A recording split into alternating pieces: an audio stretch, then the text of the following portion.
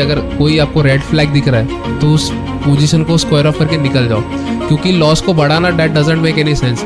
तुझे तेरा घर बेचना पड़ता वो पे करने के लिए, क्योंकि तेरे को पे करना ही है। अगर तूने कॉन्ट्रैक्ट एक्सरसाइज नहीं किया स्टॉक ऑप्शन में तो तेरे को स्टॉक्स खरीदने ही है। तो वो भी शॉक हो गया था, मतलब उसका कुछ तो प्राइस 20 to 25 लाख आ रहा था। उसको मैंने होल्ड करके रखा था साल भर के लिए। My portfolio was -40%। क्या बात कर रहे हैं? मैंने बोला था। हाँ, फिर उसके बाद वो स्टॉक आफ्टर 3 years वो लेवल से निकला है। गैम्बलिंग करना है आप लोगों को तो मतलब या तो आप बैटिंग कर लो जाके, पैसे उड़ा दो वहाँ पे, या तो फिर दोस्तों के साथ जाके कसिनो में एंजॉय करो गोवा। हाँ, तो that doesn't make any sense ना। प्लस स्टॉक मार्केट के थ्रू फाइनेंशियल फ्रीडम कैसे अचीव कर सकते हैं?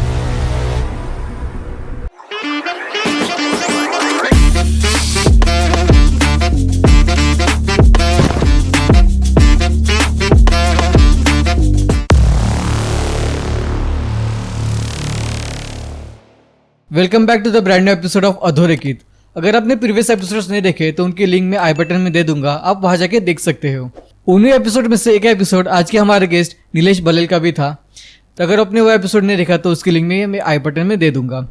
सो आज का एपिसोड बहुत ही इन्फॉर्मेटिव होने वाला है, क्योंकि हम लोग various investment avenues, stock market, mutual fund, इस सब के ऊपर ऐसे बात करने वाले हैं। मतलब पैसा कहाँ इन्वेस्ट करना है और पैसा कैसा ग्रो करना है। So Nilesh, welcome back to the episode. कैसा लग रहा है आपको? I am feeling very great यार, thanks for inviting me again. तो आपका जो इन्वेस्टमेंट का जर्नी है या फिर आपका जो इन्वेस्टमेंट का नॉलेज है वो कहाँ से स्टार्ट हुआ था? So basically everything started in the pandemic. सब पैंडमिक में स्टार्ट हुआ बेसिकली। जो वहाँ से जो इन्फ्लुएंस हुआ है मार्केट, तो आप उससे पहले तो किसी को भी आइडिया नहीं था स्टॉक मार्केट के बारे में। उससे पहले लोग अवेयर थे फिक्स डिपॉजिट्स, अपने gold and real estate and इसके ऊपर से इन्वेस्टमेंट और सेविंग्स करना ही मतलब लोगों का ये था। वहाँ से फिर आफ्टर पैंडमिक जब टाइम मिला लोगों को, हम भी काफ़ी टाइम मतलब स्पेयर निकाले, तो उसमें से हमने काफ़ी चीज़ें सीखी है। Then that's how it started investing का जर्नी फ्रॉम देयर। पर मतलब प्री कोविड या फिर कोविड के टाइम या फिर कोविड के बाद, मतलब कब स्टार्ट किया था? At the time of Covid only, मतलब आफ्टर कोविड बोल सकते हैं उसको, जहाँ से स्टार्ट किया था। बट काफ़ी घबराहट के साथ स्टार्ट किया था, काफ़ी डर के। मतलब अच्छा ठीक है, डीमेट अकाउंट तो खोल लिया। अभी डीमेट अकाउंट अगर किसी को पता नहीं हो तो मतलब basically whenever you go to invest a stock, अगर किसी शेयर को अगर आपको परचेस करना है लिस्टेड मार्केट से, तो आपको उसको परचेस करने से पहले आपको डीमेट अकाउंट क्रिएट करना पड़ता है।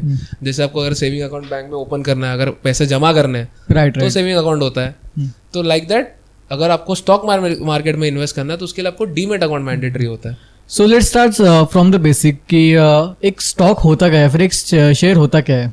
सो बेसिकली एक शेयर वो कंपनी के जो लिस्टेड अपने मार्केट में जो लिस्ट होते हैं उसमें एक शेयर होता है। बेसिकली जो स्टॉक है वो शेयर बोला जाता है, जिसको आप बाय कर सकते हो मार्केट से। जो रेगुलेटेड हमारे सेबी रजिस्टर्ड मार्केट है, फ्रॉम जो हमारे एक्सचेंजेस है NSE and BSE, the national stock exchange and the Bombay stock exchange, जो बड़े एक्सचेंजेस है। वैसे छोटे एक्सचेंजेस बहुत है इंडिया में, बट मेजर जो एक्सचेंजेस है that is national stock exchange and Bombay stock exchange. अच्छा, तो एक्सचेंजेस का मतलब ये रोल क्या रहता है? एक्सचेंजेस के बेसिकली वो रोल होता है कि आप वहाँ पे जाके आप ट्रेडिंग कर सकते हो, ट्रेड कर सकते हो। बेसिकली ट्रेडिंग मतलब ये हो गया कि आप बाय सेल कर रहे हो, बाय सेल कर सकते हो स्टॉक्स में। मतलब ट्रेडिंग के लिए मतलब वो जो एक अभी जो फैशनेबल ट्रेंड चल रहा है तो वो थोड़ा लोगों को अलग लगता है। ट्रेडिंग मतलब समथिंग लाइक ऐसा मतलब काफ़ी वॉलेटाइल लगता है, बट ट्रेडिंग का मतलब एक्चुअल मतलब होता है बाय एंड सेल।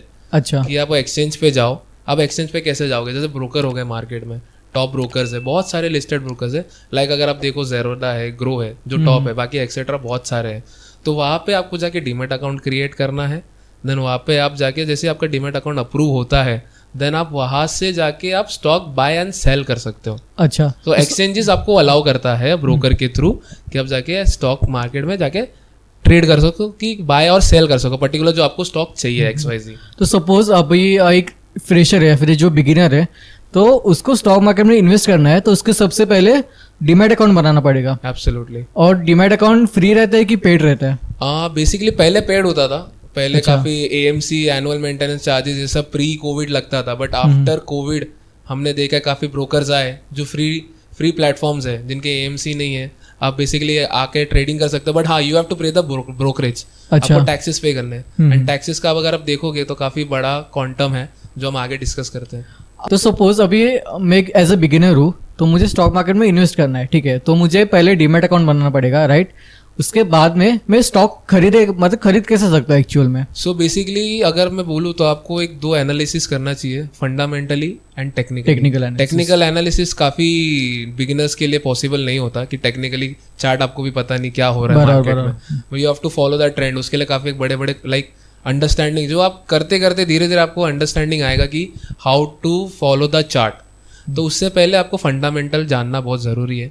फंडामेंटल के साथ आपको ये पता होना चाहिए कि मैनेजमेंट में कौन है, पैसे कितने हैं, कैश फ्लो कैसा है, प्रॉफिट चल रहा है नहीं चल रहा है, लॉस में है, क्या ट्रेंड है। अगर एक XYZ कंपनी देख ले तो चलो पहले लॉस में थी, देन उसके बाद वो धीरे धीरे प्रॉफिट में आ रही है, तो उसका मार्केट ऊपर जा रहा है नीचे जा रहा है, देन वो आपको पूरी अंडरस्टैंडिंग करने के बाद ही इन्वेस्ट करना चाहिए। ऐसा नहीं कि आपने कहीं पे सुन लिया कि ये ABC कंपनी बहुत तगड़ी जाने वाली है, एक साल में डबल 2x 3x करके दे देगी तो मैं पैसा डाल देता हूँ।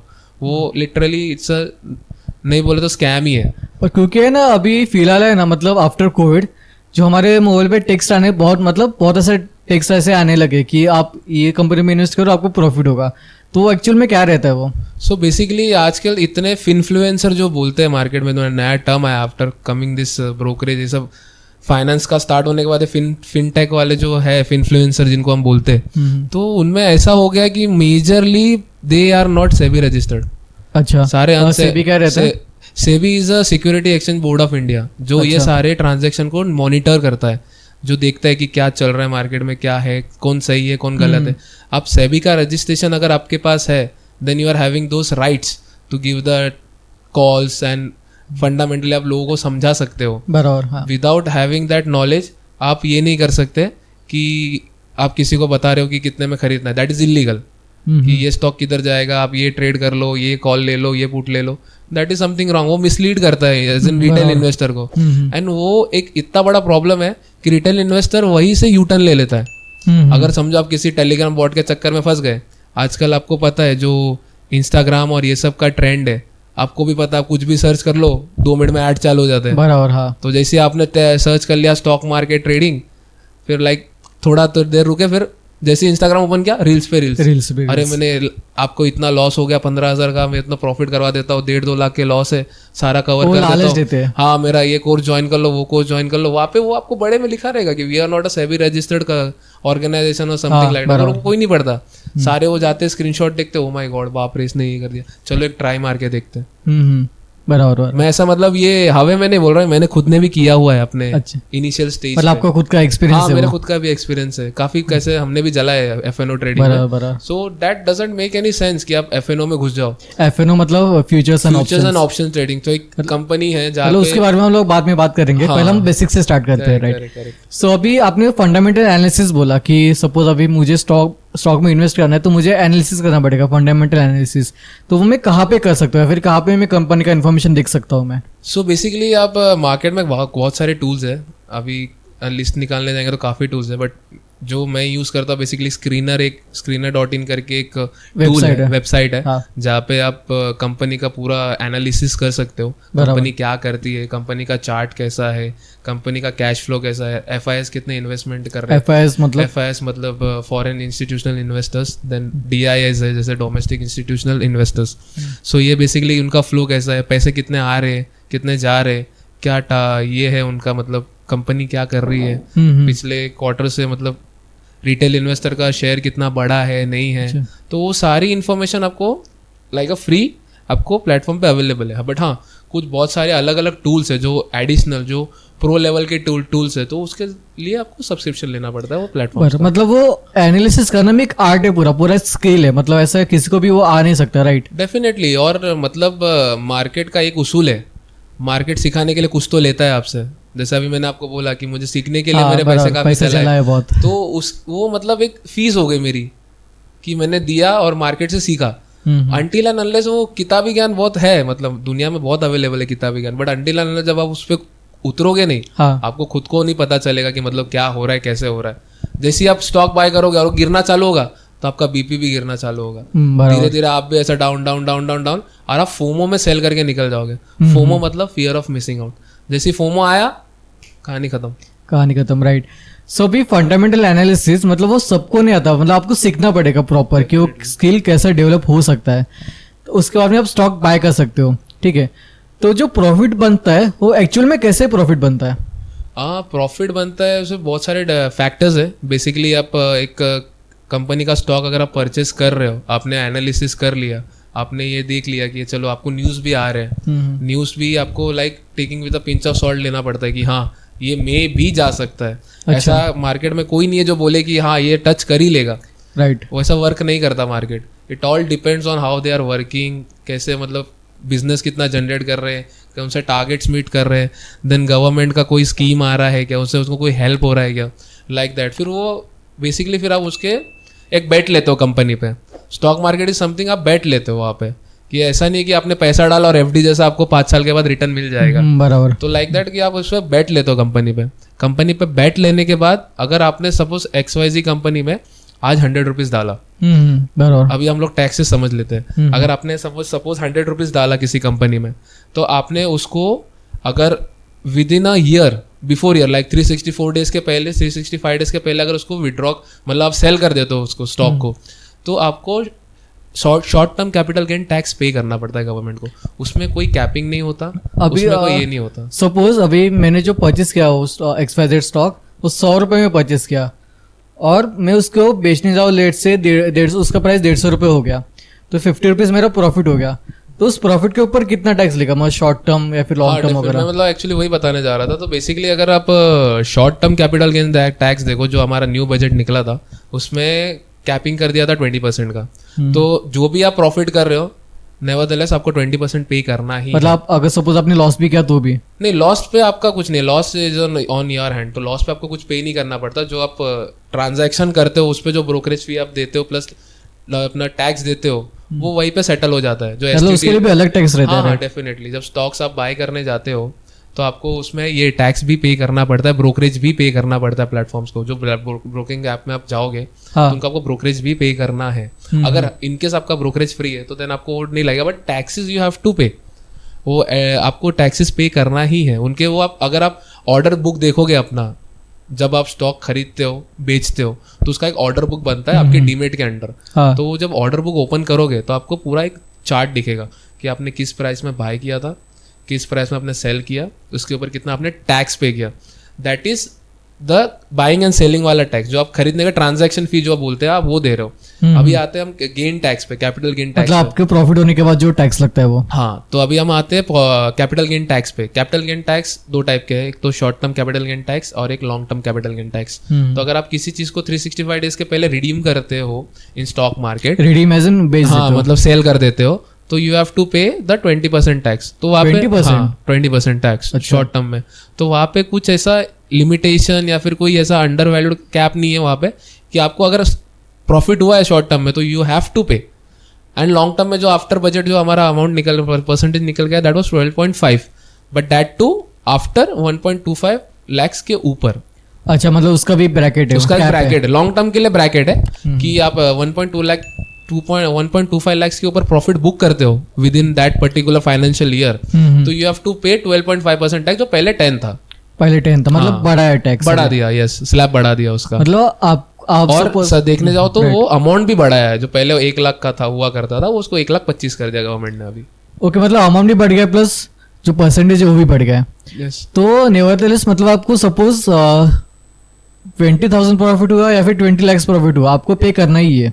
हाँ, डेफिनेटली पे करना है आपको। अगर आप लॉन्ग टर्म में कोई कैपिटल गेन टैक्स में अगर आप लॉस बुक करते हो तो आप लॉस को कैरी फॉरवर्ड कर सकते हो, उसके साथ आप सेट ऑफ कर सकते हो। कैरी फॉरवर्ड एज इन अगर आपने किसी XYZ स्टॉक लिया, सपोज आपने 100 में खरीदा, उसको आपने 2 साल होल्ड किया और आपने 90 पे बेचा, कंपनी ने XYZ रीजन से ग्रो नहीं किया, वो स्टॉक खराब होती चली गई, तो आपने बेच दिया उसको। तो जो -10 का अमाउंट है वो आपको at the time of tax filing वो फिर कैरी फॉरवर्ड होगा और वो फिर आप उसको सेट ऑफ कर सकते हो। जब आप दूसरे स्टॉक खरीदोगे और उसको लॉन्ग टर्म में बेचोगे तो जो भी अमाउंट माइनस होगा, जो अमाउंट बचेगा वो अगर 1.25 lakhs के ऊपर जा रहा है, देन यू हैव टू पे 12.5%। नहीं तो फिर आपको जो भी आपका इनकम स्लैब बैठता है, लाइक सपोज आप कॉर्पोरेट में कोई भी आप वर्क कर रहे हो तो उसके हिसाब से अगर आपका स्लैब बैठ रहा है या आपका 7 लाख 8 लाख के ऊपर स्लैब बैठ रहा है, तो वो आपके वो अर्निंग में ऐड होके देन टोटल एक वो टैक्स लगेगा मतलब। तो ये सारी कैलकुलेशन है वो कौन करके देगा, क्योंकि जो जनरल पब्लिक है तो इनको तो इतना समझ में नहीं आएगा ऐसा, आपने जो इतना कैलकुलेशन बताया, तो हम किसके पास ऐसा अप्रोच कर सकते हैं कि ये सब कैलकुलेशन के लिए? बेसिकली मैं बोलूँ तो आप ब्रोकरेज, अगर आप इन्वेस्टमेंट में आ रहे हो तो बेसिकली ये सारी चीज़ें जानना बहुत ज़रूरी है। और ये सारी चीज़ें टाइम टू टाइम आती है, कोई आज मैं सीख लूँ 10 साल सीख लूँ फिर इन्वेस्ट करूँ, वो सेंस बनता नहीं है। और रिपोर्ट्स आपको आपके पोर्टल पे ही मिलता है। जैसे आप कोई भी ब्रोकर पोर्टल पे चले जाओ तो आपको P&L मिल जाएगा, आपको कितना आपके कैपिटल गेन है वो आपको मिल जाएगा, and that will be easy to calculate. और उसके बाद जब टैक्स फाइलिंग है वो तो फिर अगर आप CA हो तो आपको बेटर आइडिया रहेगा, बट अगर नहीं हो तो देन CA इज देयर कि मतलब आपको टैक्स फाइल करके देने के लिए। राइट। तो अभी जो सपोज मुझे अभी स्टॉक मार्केट में इन्वेस्ट करना है, तो मुझे स्टॉक मार्केट का ओवरऑल आइडिया कैसे आएगा कि स्टॉक मार्केट अच्छा परफॉर्म कर रहा है कि बुरा परफॉर्म कर रहा है, वो आइडिया कैसे आएगा मुझे? So it depends on the exchanges. तो एक्सचेंजेस को अगर आप फॉलो करते हो, अगर आप निफ्टी देख लो, सेंसेक्स देख लो, सेंसेक्स ने तो काफी बड़ा मतलब निफ्टी सेंसेक्स क्या रहता है? निफ्टी जो अपना नेशनल स्टॉक एक्सचेंज के टॉप 50 कंपनीज है, जो नेशनल स्टॉक एक्सचेंज पे लिस्ट है टॉप 50 कंपनी, उसका निफ्टी 50 एक इंडाइसेस जिसको बोलते हैं हम लोग। हाँ, तो उसके 50 कंपनीज वो फिर उसके हिसाब से वो वॉलेटिलिटी के हिसाब से वो ये होता है, लाइक दैट इट वर्क्स, कि उनकी वॉलेटिलिटी के हिसाब से मार्केट जा रहा है। तो अगर आप निफ्टी को फॉलो करो लॉन्ग टर्म में, so it's going around 10 to 15% 20% का रिटर्न वो एवरी ईयर बनता ही है उसमें, लाइक दैट। सो जो निफ्टी का आपने जो बोला 50 कंपनीज मतलब लिस्टेड रहती है, तो उसको क्या वो उसको निफ्टी बोलते हैं, राइट? तो ऐसा टोटल कितनी कंपनीज ऐसे लिस्टेड रहती है एक स्टॉक एक्सचेंज में? स्टॉक एक्सचेंज में मोर देन 5000 कंपनी लिस्टेड है अपने एक्सचेंजेस पे। अच्छा, मोर देन 5000। और डेली आप IPO देख लो, कितने IPOs आ रही है, बहुत सारी IPOs आती है। IPO क्या रहता है? IPO as in initial public offering होता है बेसिकली। जो एक न्यू कंपनी जो स्टॉक मार्केट में लिस्ट होना चाहती है, तो उसके पीछे एक टेक्निकल रीजन होता है कि मतलब किस रीजन से वो आ रहे हैं। अभी मोस्ट ऑफ द कंपनी आते हैं फंड रेज करने के लिए, तो एक कैपिटल रेज करना पैसा चाहिए रहता है बिजनेस करने के लिए। एब्सोल्युटली, बिजनेस को ग्रो करना है तो आपको भी पैसा चाहिए, राइट? तो कहाँ से आएगा? तो आपको वो एक इनिशियली फाइलिंग करनी पड़ती है पब्लिक ऑफरिंग के लिए। देन वो पब्लिक ऑफरिंग के लिए फाइलिंग करने के बाद सेबी का अप्रूवल आने के बाद देन आपकी कंपनी एज इन एक अमाउंट पे रिटेल इन्वेस्टर्स, बाकी सारे इन्वेस्टर्स के लिए वो ओपन होती है। अच्छा, कि आप ये प्राइस ब्रैकेट में बाय कर सकते हो। तो वो प्राइस ब्रैकेट में अगर आप अप्लाई करते हो तो चांसेस अगर आपको मिल जाती है, then it depends how the company works. फिर उसका दिन उसकी ये होने के बाद, लिस्टिंग होने के बाद पता चलता है बेसिकली कैसा क्या। ओके, सो IPO एक ऐसा टूल है जहां से कंपनी लिस्ट हो सकती है, यानी कि पब्लिक के लिए पैसा ओपन कर सकता है कि भाई आपको इन्वेस्ट करना है तो आप आ सकते हो।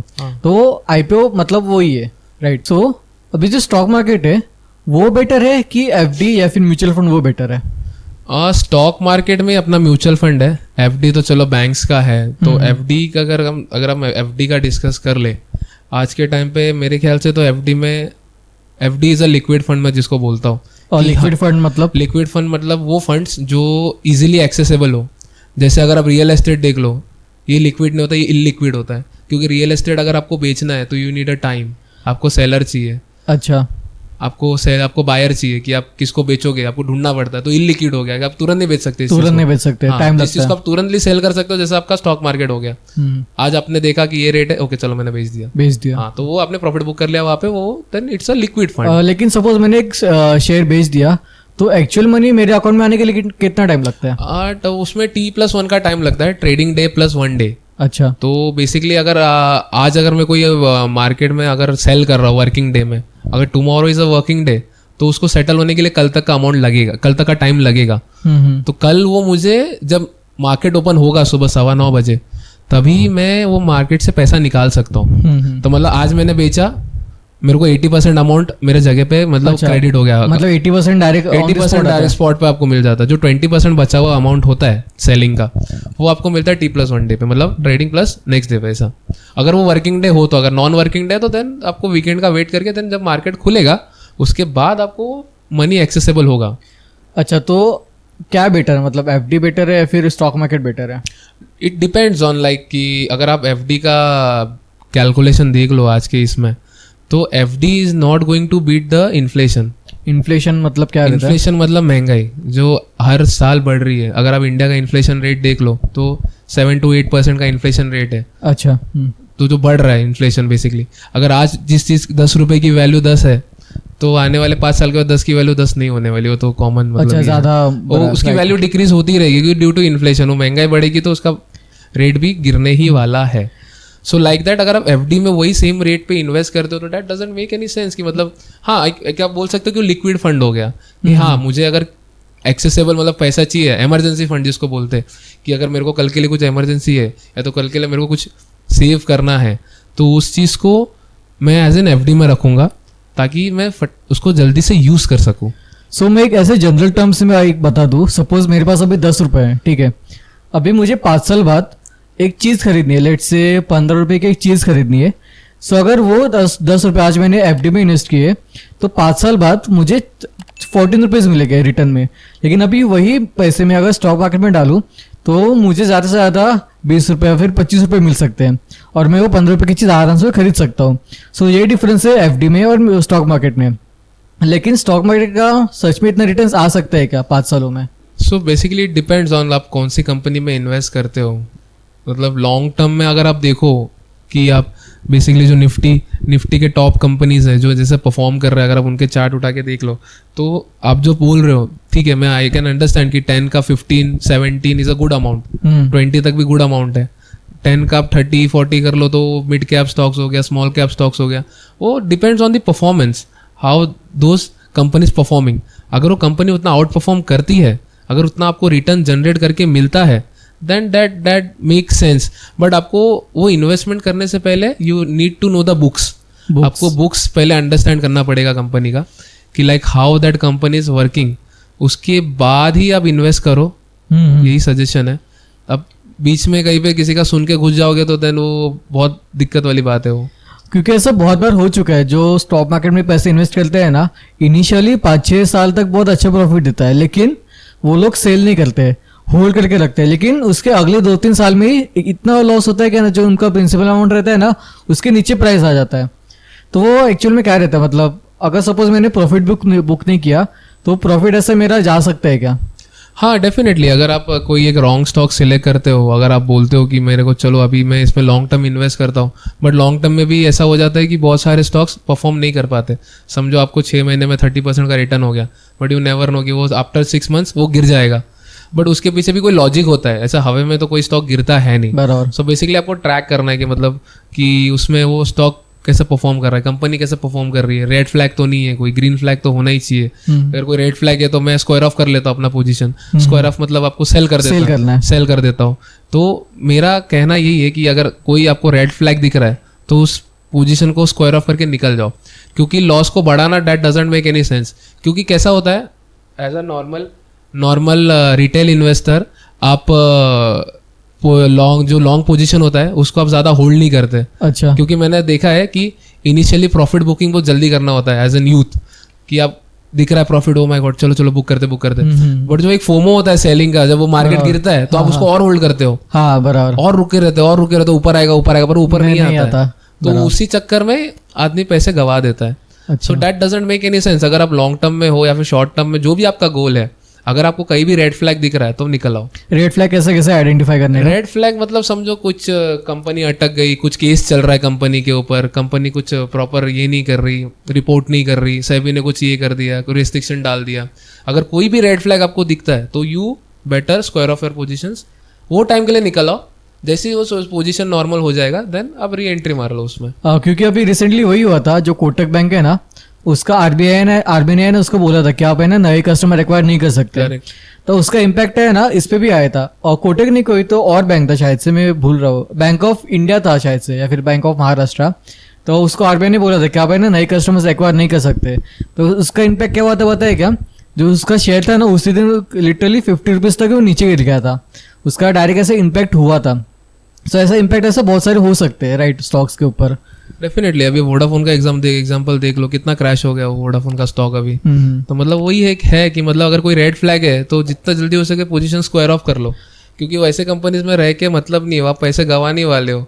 मैंने कितने स्टॉक्स मतलब है ऐसे मतलब पोर्टफोलियो में कि जिस जहाँ पे मैंने पूरे ईयर में मैंने रिटर्न नहीं बनाए, but end of the day you have to square off, क्या कर सकते हो, उसको लॉस बुक करना ही पड़ेगा आपको, कोई चॉइस ही नहीं है उसके। वो पैसे आप किसी अच्छे कंपनी में यूज कर सकते हो, कोई अच्छे कंपनी में पैसे डाल के उसको आप थोड़ा ये कर सकते हो, एडिशन करवा सकते हो। न्यूज देखना ही है, अगर आपने पैसे इन्वेस्ट किए तो थोड़ा बहुत तो 5-10 मिनट को आपको न्यूज देखना ही है डेली। डेफिनेटली आप पैसे डाल रहे हो यार, अवेयरनेस तो होना ही चाहिए ना, मतलब आप इधर भी आंखें बंद करके थोड़ी कोई पैसा डालता है तो पैसे डालने है मतलब अवेयरनेस तो होना ही चाहिए। अगर आपका पोर्टफोलियो बना हुआ है, अगर आपका कोई ब्रोकर है, आपका कोई एडवाइजर है जो आपके लिए ये सब कर रहा है तो ठीक है, but second of the day अगर आप इंडिपेंडेंटली कर रहे हो तो you should have that idea आपको कहाँ इन्वेस्ट करना है। अगर आप दूसरों के पैसे मैनेज कर रहे हैं तो आपको करना ही है, क्योंकि आप दूसरों के पैसे मैनेज करते हो। डेफिनेटली वो दूसरे के पैसे जो मैनेज कर रहे हैं उनको भी पता होता है कि मार्केट कैसा वर्क कर रहा है। अगर मार्केट उसको 50% रिटर्न बना के दे रहा है तो क्लाइंट को 30% ही देगा या फिर 25% देगा, बाकी वो अपने पास ही रख लेगा। That's how he earns the money. तो मतलब वो एक फंडा है मतलब लोगों का कि उनको पता है साइकोलॉजिकली कि ये कंपनी कैसा वर्क करेगा, अगर ये नहीं करेगा तो हम इसको स्क्वायर अप करके दूसरे कंपनी में जंप मार देंगे, लाइक दैट। आप करते हो क्या मतलब पोर्टफोलियो मैनेजमेंट? नहीं, मैं पोर्टफोलियो मैनेजमेंट तो नहीं करता, बिकॉज अभी हमने सब इनिशियली हमने स्टार्ट किया हुआ है, हम भी जस्ट अभी सब स्पेस में आए हैं, थोड़ा बहुत लाइक करते करते अभी थोड़ी अंडरस्टैंडिंग आई है। जैसे जैसे आप धीरे धीरे एक्सपीरियंस आएगा उसके हिसाब से आपकी अंडरस्टैंडिंग बढ़ेगी, तभी आपको समझेगा कि हाउ दिस स्टॉक्स कैसे वर्क करता है, म्यूचुअल फंड कैसे वर्क करता है, आपको ETF के तरफ जाना चाहिए, IPO का वेट क्या रहता है? ETF is exchange traded funds. Like अभी अगर आप गोल्ड फिजिकल आपको नहीं खरीदना है तो गोल्ड के आप ETFs खरीद सकते हो। अच्छा। तो उसके आप फिजिकल गोल्ड के आपके पास गोल्ड नहीं होता, बट वो जो इन्वेस्टर्स होते हैं, जो एक ये होते हैं ब्रोकर होते हैं, उनके पास आप वो लोग गोल्ड में वो पैसा इन्वेस्ट करते हैं, उसका जो रिटर्न बनता है उसका एक पोर्शन आपको मिलता है। ओके, सपोज अभी गोल्ड मतलब सपोज मुझे गोल्ड खरीदना है, लेकिन मेरे पास गोल्ड खरीदने के पैसे नहीं है, मतलब उतने पैसे नहीं है, तो मैं थोड़ी अमाउंट गोल्ड ETF लेके उसमें डाल सकता हूँ। करेक्ट। तो उसका भी जो भी एप्रिसिएशन होगा वो मुझे बाद में मिलेगा। हाँ, मतलब गोल्ड में अगर अप्रिशिएट हो रहा है तो you will get the value, क्योंकि आपको गोल्ड मतलब लॉन्ग टर्म ही रखना है, आप शॉर्ट टर्म में तो कुछ कमाने वाले हो नहीं उसमें से। सो ऐसा कितनी ETFs रहते हैं? ETFs लाइक आप एक्सचेंजेस के ETFs देख लो, जैसे निफ्टी 50 ETFs है, देन उसके बाद स्मॉल कैप के ETFs है, मिड कैप के ETFs है, गोल्ड के है, वर्ल्ड इंडेक्स है, जैसे हमारे US मार्केट हो गया जो उसके वॉलेटिलिटी के हिसाब से ETFs है। सो बेसिकली उनके एक होल्डिंग्स होते हैं, उसमें वो होल्डिंग के हिसाब से फिर वो जो भी जनरेट होता है उनके रिटर्न, उसके हिसाब से फिर वो आपको क्यूमुलेट करते रहते हैं। अच्छा, तो हम बेसिक्स पूरा देख लेते पहले। अभी सपोज एक को स्टॉक मार्केट में अप्रोच करना है तो उसको पहले डीमैट अकाउंट ओपन करना पड़ेगा। डीमैट अकाउंट ओपन करके उसको एक पर्टिकुलर स्टॉक्स या फिर एक पर्टिकुलर कंपनी के बारे में थोड़ा रिसर्च या फिर एनालिसिस करना पड़ेगा, उसके ऊपर वो बाय कर सकता है। अगर ओवर अ टाइम उसका प्राइस बढ़ गया वो सेल करके प्रॉफिट बुक कर सकता है या फिर लॉस हो सकता है, राइट। मतलब इतना तो कंसेप्ट क्लियर है। तो अभी आपने पोर्टफोलियो मैनेजमेंट के बारे में बात किया कि पोर्टफोलियो मैनेजर कैसे दूसरों को दूसरे के पैसे मैनेज करते हैं, फिर उसका प्रॉफिट ऐसा ले सकते हैं। सो ऐसा एक स्टोरी मेरे पास है, क्योंकि मैं भी मतलब फ्रेंड्स के लिए ऐसा पोर्टफोलियो मैनेज करता हूँ, मतलब पेड वाला नहीं। सो एक फ्रेंड है मेरा, तो उसका मैं पोर्टफोलियो मैनेज करता था, मतलब एज अ फ्रेंड्स करके, मैं उसको कुछ चार्ज नहीं करता था। तो उसने मुझे ना 70K का पोर्टफोलियो बनाने के लिए दिया था, 70,000 का। तो मैंने पोर्टफोलियो बना दिया, तो लास्ट के कुछ तो 20,000 बचे हुए थे। तो मैंने सोचा चल ठीक है, उसको है ना पेनी स्टॉक देते हैं। वही पेनी स्टॉक्स क्या रहते हैं बाद में बताता हूँ मैं। सो उसको मैंने बोला था कि पेनी स्टॉक्स मैं तेरे को बताऊंगा, अभी तेरे ऊपर है, तेरे को लेना है तो ले, नहीं तो नहीं ले सकता, स्किप कर सकता है, ठीक है। तो अभी वो पेनी स्टॉक्स का प्राइस 9 रुपये था, 9 रुपीज़। अभी उस स्टॉक का नाम नहीं बताने वाला हूँ मैं नहीं तो लोग जाके खरीदेंगे तो मैंने उसको बोला था कि देख अभी तेरे ऊपर है, तेरे को लेना है तो ले सकते हैं, नहीं तो नहीं ले सकता है। तो उसका ओवरऑल प्राइस कितना 60,000 रुपीज़ था, 16,000 रुपये, ठीक है। तो कुछ तो 2-3 हज़ार शेयर्स थे आने वाले थे उसके ऊपर। तो उसको बोला कि देख भाई तेरे ऊपर है, तो उसने ऑर्डर एग्जीक्यूट किया। उसको नहीं मिले वो स्टॉक, ठीक है, कुछ तो रीज़न आया, उसको स्टॉक्स नहीं मिले वो। तो मुझे बोला कि ऐसा ऐसा हुआ है कि नहीं हो रहा है। मैं बोला ठीक है जाने दे। फिर उसके 1 महीने बाद मैंने जो ऐसे गूगल पे उसका कंपनी का नाम सर्च किया कि देखो भाई अभी उसका शेयर का प्राइस कितना होगा। तो आप सोच नहीं सकते उस शेयर का प्राइस कितना हो चुका था। मतलब जब मैंने उसको बोला था 9 रुपये प्राइस था, तो 1 महीने बाद कितना हुआ होगा, मतलब आप इमेजिन करो। 200x 300x नहीं, मतलब एक्स का पता नहीं, मतलब ऐसे जनरल फिगर बताओ। अच्छा ओके, 50-60 नहीं, तो फिर 600 नहीं देन 1200, 1200 रुपये। 1 महीने में 1200 रुपये उसका प्राइस हो चुका था। तो मैंने ऐसे कैलकुलेट किया कि मैंने उसको कितना 2000 शेयर्स खरीदने को कुछ तो बोला था। हाँ। मैंने से कैलकुलेट किया तो उसका प्राइस कितना 16 लाख निकल के आया था, 16 लाख रुपए। अगर उसको ऑर्डर एग्जीक्यूट हो जाता तो उसके 16,000 रुपीज कुछ तो 16 की 20 लाख रुपए हो चुके थे एक महीने में। तो उसको मैं आज भी बोलता हूँ, देख भाई तेरे लक के ऊपर, अगर तूने उस दिन ऑर्डर एग्जीक्यूट किया होता तो आज तेरे पास 16 लाख रुपए थे, तो आराम से गाड़ी वगैरह कुछ तो खरीद सकता था। नहीं वो तो ठीक है टेक्निकली, बट पॉडकास्ट करने के पीछे एक रीजन भी होना चाहिए कि लोगों को सही गाइडेंस मिले। ये तो फैंसी बातें हो गई कि इतना एक्स बना दिया कंपनी ने, उतना एक्स बना दिया। पेनी आर हाईली वॉलेटाइल, तो पेनी में तो कहीं ना कहीं रिकमेंडेशन है ही नहीं कि पैसा डालो। अब पेनी स्टॉक्स क्या रहता है, पेनी स्टॉक्स ऐसा स्टॉक्स रहता है जिसकी प्राइस 10 रुपए से कम रहती है। सो बेसिकली यही है कि मतलब पेनी में पैसा डालना लाइक हाथ जला के लेने के बराबर ही है वो, क्योंकि आपको पता नहीं कि मतलब क्या हो रहा है। कि आप कहीं से सुन ली कि ये पेनी स्टॉक भागने वाला है, कब भागेगा कैसे भागेगा किसी को कुछ आइडिया नहीं। अभी आप बोले ऑर्डर एग्जीक्यूट नहीं हुआ, रीजन उसका सेलर नहीं है। सेलर नहीं है तो बायर क्या करेगा? हाँ। तो लाइक दैट वो वही है ना कि मतलब जो अगर कोई स्टॉक होल्ड करके रखा है तो आपको बेचेगा तो आपको भी आइडिया। एक बार मेरे को ये किस्सा याद आया। इफ यू रिमेम्बर हम लोग एक ट्रिप पे थे, तभी मैंने पूछा था आपको कैंपिंग में कि आरपीएसजी वेंचर्स मैंने खरीद के रखा है। बोलूं क्या नाम, बोलूं क्या कि नहीं बोलूं? नहीं XYZ। हाँ, तो हम लोग ने XYZ कंपनी का एक स्टॉक खरीद के रखा है। देन यू सेड कि होल्ड करना, लॉन्ग टर्म में जाएगा। मैंने आई गेस मैं बता रहा हूँ आपको, उसको मैंने होल्ड करके रखा था साल भर के लिए। My portfolio was -40%। क्या बात कर रहा है? मैंने बोला था। हाँ, फिर उसके बाद वो स्टॉक आफ्टर 3 years वो लेवल से निकला है। मतलब आज जाके वो पैसा बना है पैसा। तो मतलब कहीं ना कहीं मेरा बोलने का रीजन ये था कि कोई सेंस बनता है नहीं। चलो कंपनी करेगी तब देखा जाएगा। उसको मैं अगर 3 साल लेके बैठता तो उसकी वैल्यू तो मतलब इन्फ्लेशन को तो चलो बीट कर देंगे, वो अलग बात है। बराबर। बट रही बात जब आप प्रॉफिट बुक करने जाओगे तो आपको क्या ही मिलेगा। बराबर। क्योंकि ये जो अभी आपने जो बोला ना कि मतलब होल्ड करके रखने का, वो जो मेंटालिटी है ना होल्ड करने की, बहुत लोगों में डेवलप नहीं होती। मतलब जो रेड कलर दिख गया ना मतलब उसके पोर्टफोलियो में, तो लोग है ना पैनिक होते हैं कि भाई मतलब माइनस में जा रहा है, क्या करूँ। मैं सबको ये बोलता हूँ भाई होल्ड करना, मतलब जाएगा स्टॉक ऊपर। नहीं डेफिनेटली ये होल्ड करने वाला फंडा तो है ही, क्योंकि मार्केट पेशेंस को ही पैसा देता है। बराबर। Until and unless you are not having patience तो आपका पैसा बनेगा ही नहीं मार्केट से। वो रातों रात आऊंगा करोड़ों बना के निकल जाऊंगा, वो ऐसा मार्केट वर्क नहीं करता। इट्स नॉट आपको अगर गैम्बलिंग करना है तो फिर आप मत करो स्टॉक मार्केट में पैसा इन्वेस्ट। अब क्रिकेट वाला जो ऐप रहता है ना, अभी जो अपने क्रिकेटर लोग प्रमोट करते हैं, अब उस पे जाओ।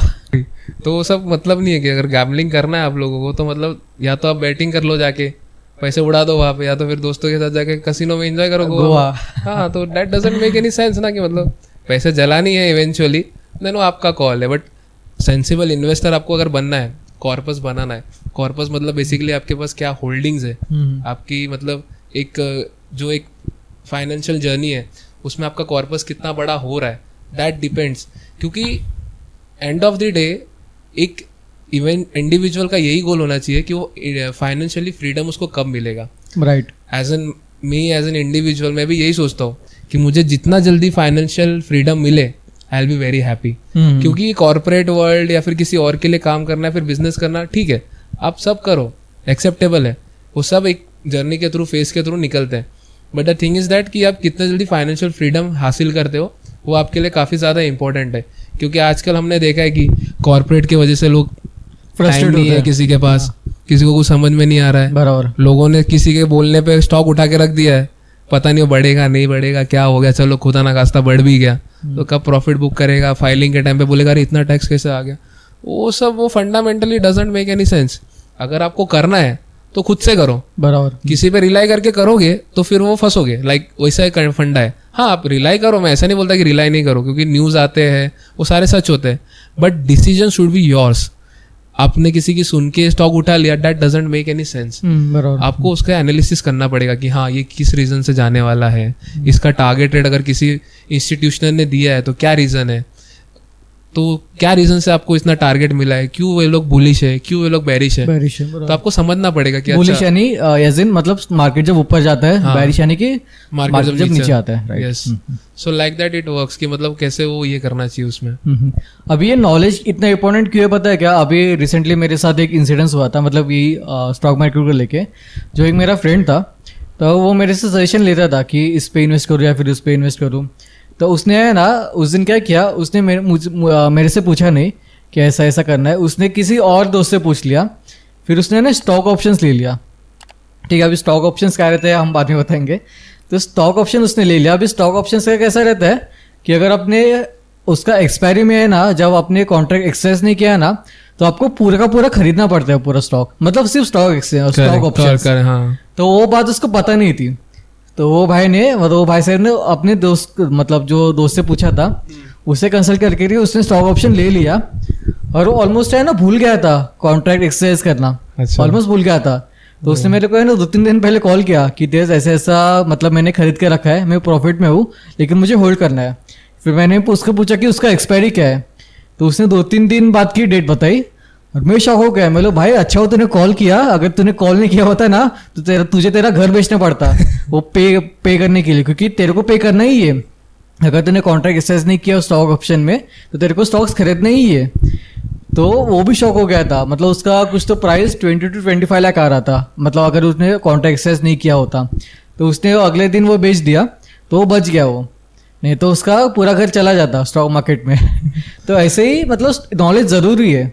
नॉलेज जरूरी है। और कैसा ये जो स्टॉक ऑप्शंस का बात है, कहीं ना कहीं जो एक्सपायरी है, और इसमें कैसा स्टॉक ऑप्शन में जाने से पहले you need to know the liquidity होना बहुत जरूरी है, उसमें मोमेंटम होना बहुत जरूरी है। अगर स्टॉक ऑप्शन ले रहे हो तो उसका वॉल्यूम देखो पहले। हाँ, वॉल्यूम कितना है, मूवमेंट कैसा है। अगर ऊपर अप डाउन कंटिन्यू हो रहा है, वॉलेटाइल ज्यादा है, then that make a sense to go and buy that particular stock options.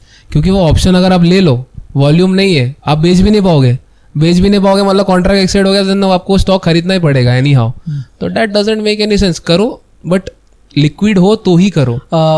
हम सबसे पहले ऑप्शन क्या रहता है वो डिस्कस कर लेते हैं कि ऑप्शन मतलब क्या रहता है, ऑप्शन में ट्रेडिंग करना। सो बेसिकली ऑप्शंस अगर आप देखोगे तो आपके पास स्टॉक ऑप्शंस है, इंडेक्स ऑप्शंस है। So basically index options are more ये लिक्विड होता है, जिसमें कि जहाँ पे बहुत सारे वॉल्यूम है, बहुत सारा पैसा आ रहा है, बहुत सारा वॉल्यूम आ रहा है, तो वहाँ पे आपको उसको सेल करना, बाय करना is very easy. So equity और फिर ये वो इसमें स्टॉक ऑप्शंस में दोनों में डिफरेंस यही होता है कि आप अगर स्टॉक ऑप्शंस में जा रहे हो या फिर आप इंडेक्स ऑप्शंस में जा रहे हो, तो like that it basically works. अभी ऑप्शंस में आप बाय कर सकते हो, सेल कर सकते हो। तो बेसिकली बाय करना है, मतलब आपको पता है कि मार्केट ऊपर जाने वाला है तो आप बाय करो। अगर आपको लगता है कि सेल नीचे जाने वाला है तो आप सेल करो। मतलब ऑप्शन होता क्या है? ऑप्शंस बेसिकली एक जो स्टॉक होता है या फिर जो इंडेक्स होता है उसका मोमेंटम के ऊपर गेम होता है कि लाइक अगर आप इसका मोमेंटम कैप्चर कर सकते हो कि आपको पता है ये ऊपर जाने वाला है या फिर नीचे जाने वाला है, पैसा लोग दोनों साइड से लगा रहे हैं। सो लाइक दैट आप उस पर अगर आप बेट लेते हो कि ये ऊपर जाएगा, आपको पता है, तो आपने लगाया पैसा, बट वो अनफॉर्चुनेटली रिवर्स हो गया मार्केट, देन आपको लॉस बुक करके ही निकलना है, क्योंकि आपको वहाँ पे भी दिक्कत आने वाली है, क्योंकि एक्सपायरी का सब प्रॉब्लम रहता है, वो आपका पैसा पूरा माइनस करवा देगा। अच्छा, सो मैं एकदम बेसिक टर्म में समझाता हूँ व्यूअर्स के लिए। सपोज अभी इंडेक्स है, लेट्स से निफ्टी पकड़ लेते हैं, उसका प्राइस 50,000 चल रहा है इंडेक्स का प्राइस। अभी उसके हिसाब से ना एक प्राइस रहती है, अंडरलाइंग असेट रहता है एक सेपरेट 50 रुपीज़ का, लेट्स से पकड़ लो। तो अगर जो 50,000 है अगर ऊपर चला गया, लेट्स से 55,000 हो गया, तो जो 50 रुपीज़ का जो प्राइस है वो भी ऊपर जाएगा, राइट। और वो इंडेक्स नीचे आया तो 50 रुपीज़ का प्राइस भी नीचे आ सकता है, करेक्ट। तो आपको 50 रुपीज़ खरीदना पड़ेगा, मतलब जो ऑप्शन रहता है, कॉन्ट्रैक्ट रहता है, वो 50 रुपीज़ खरीदना पड़ता है। तो आप मतलब कम से कम पैसे में भी आप इंडेक्स ट्रेडिंग कर पाओगे। हाँ। वो 50 रुपीज़ लेके, अभी कितना का 70 का लॉट रहता है, लाइक सो अभी जो 50 रुपीज़ का जो प्राइस है वो हम लोग वो खरीदते हैं कि 50 रुपीज़ हम लोग खरीदते हैं। अभी वो 50 रुपीज़ नहीं मतलब रहता है, उसका इंटू 75 रहता है, 75/25। हाँ, लॉट प्राइस के हिसाब से। लेट्स से अभी 16,000 का एक लॉट पूरा मिलता है, तो आपने एक लॉट खरीदा 16,000 का, अगर इंडेक्स का प्राइस बढ़ गया तो उस लॉट का प्राइस भी बढ़ता है, और इंडेक्स का प्राइस नीचे आ गया तो लॉट का प्राइस भी नीचे आता है। मतलब ऑप्शंस ऐसे काम करता है। सो ऑप्शन में बेसिकली वो हैव दैट ऑप्शन की लाइक कॉल और पुट। कॉल मतलब अगर अपसाइड जा रहा है मार्केट तो आप कॉल ले लो, मार्केट नीचे आ रहा है तो पुट लेते हो, राइट, है ना। तो उसका ही ऑपोजिट करोगे तो आप सेलिंग हो गया, जैसे आप बाइंग कर रहे हैं तो ऐसे सेलिंग भी होता है। और उसका कॉन्ट्रैक्ट भी एक्सपायरी रहता है, मतलब आप एक हफ्ते तक वो होल्ड कर सकते हो, वीकली एक्सपायरी, मतलब थर्सडे को एक्सपायरी रहता है। अगर आपने थर्सडे को अगर ऑप्शन अपना एक्सरसाइज नहीं किया, मतलब आपने बेचा नहीं या फिर खरीदा नहीं, तो वो नील हो जाएगा, मतलब आपको पूरा लॉस हो जाएगा वो Loss हो 60,000 जाएगा। Rupees, right. तो ऐसे स्टॉक ऑप्शंस भी रहता है, वो स्टॉक ऑप्शन क्या रहता है?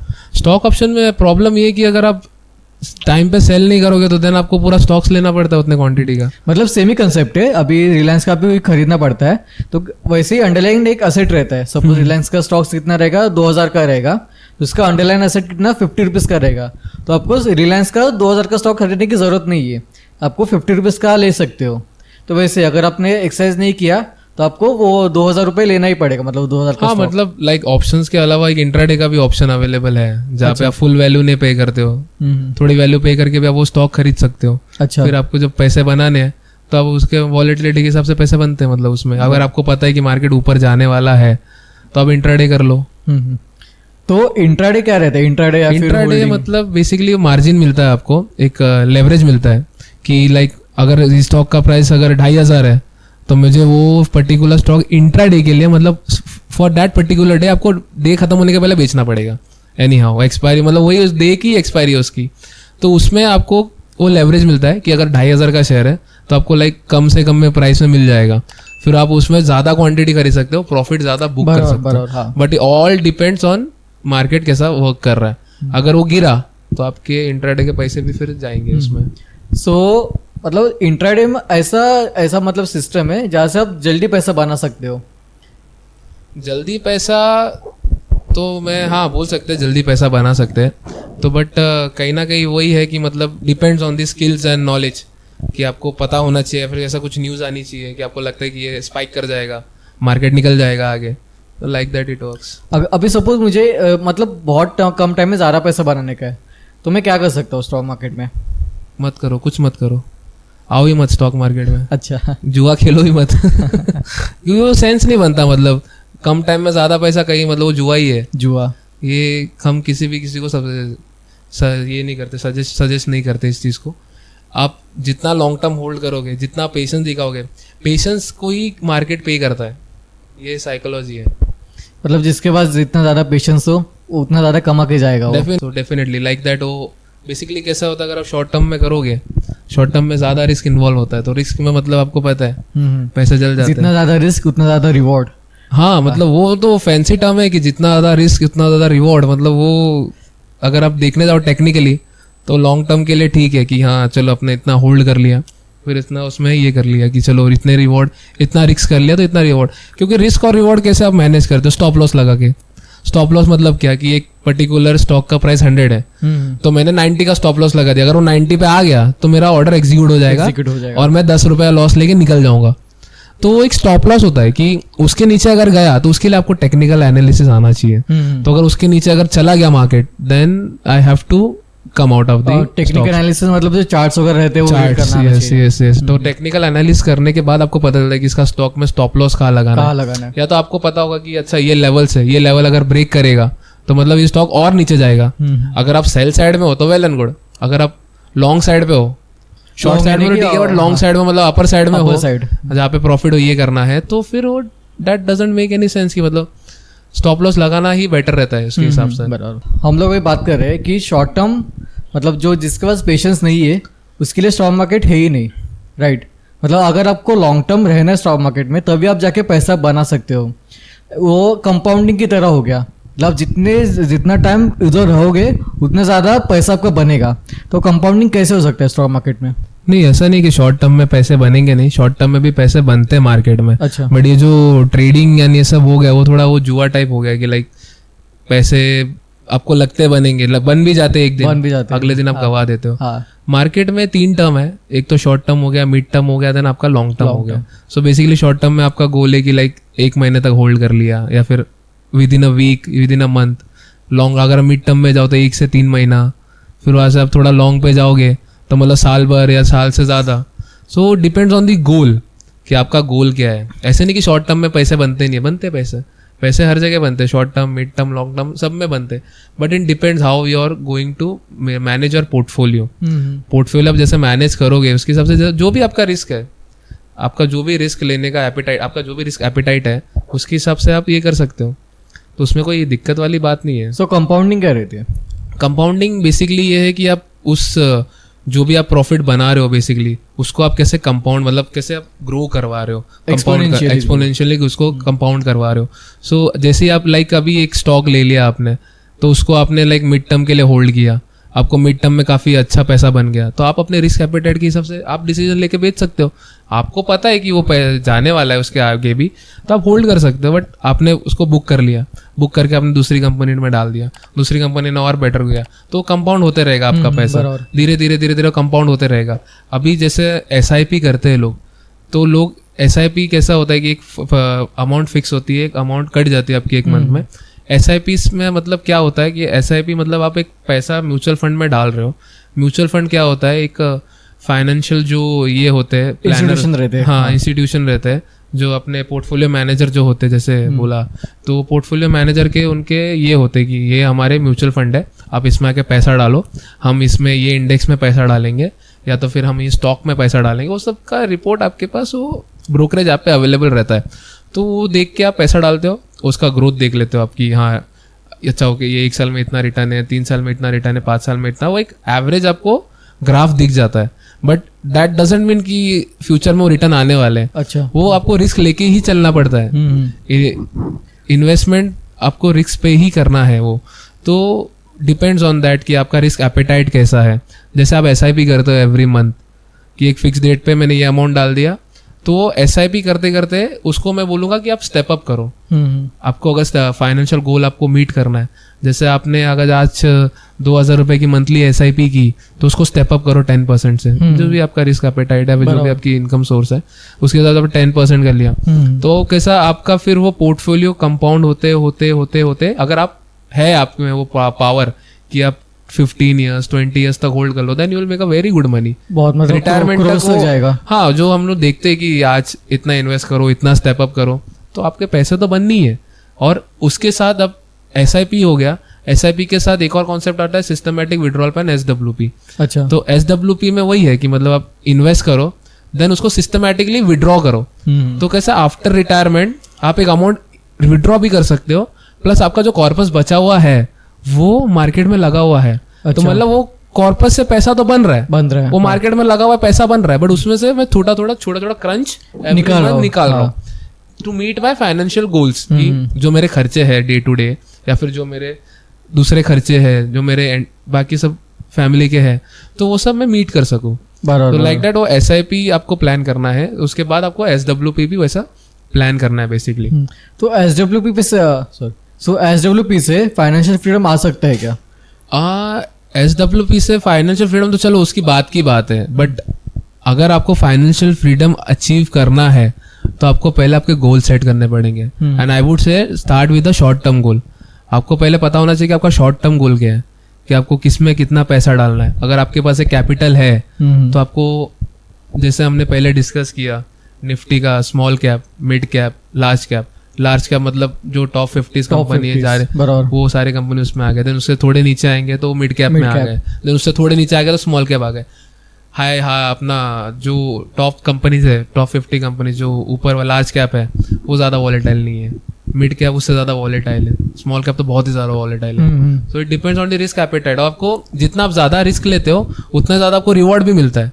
Like that. तो it depends on your risk appetite, और उसके हिसाब से आप प्लान करो. हाँ, तो उसके हिसाब से फिर आप फाइनेंशियल फ्रीडम को पहले शॉर्ट टर्म गोल में अचीव करो. आप अगर भागोगे कि मुझे 10 करोड़ का कॉर्पस बनाना है, तो आप पहले 1 करोड़ तो पहुंचो. बराबर. हाँ. वो 1 करोड़ ही नहीं पहुंचे तो 10 तो छोड़ ही दो. और सबसे हार्ड होता है 1 करोड़ बनाना लाइफ में. First crore is a very hard thing. जैसे आपका 1 बना, 1 से 2, 2 से 3 ज्यादा टाइम लाइक मतलब ड्यूरेशन शॉर्ट, ड्यूरेशन थोड़ा ये होता है. बट कहीं ना कहीं अगर आपको पैसे बनाने हैं तो start with a short term goal. पहले आप समझ लो कि शॉर्ट टर्म में क्या करना है, मुझे कैसे करना है. और इतना लाइक कोई रॉकेट साइंस है नहीं मार्केट. बराबर. हाँ, तो आपको लाइक छोटी चीज से स्टार्ट करो, पैसा जलाओ मत. ठीक है, चलो हमने ये स्टॉक ले लिया, थोड़ा फंडामेंटली एनालिसिस कर लिया, अच्छा ये ऐसा है, ठीक है, थोड़ा इन्वेस्ट कर लिया, थोड़ा रिस्क ले लिया.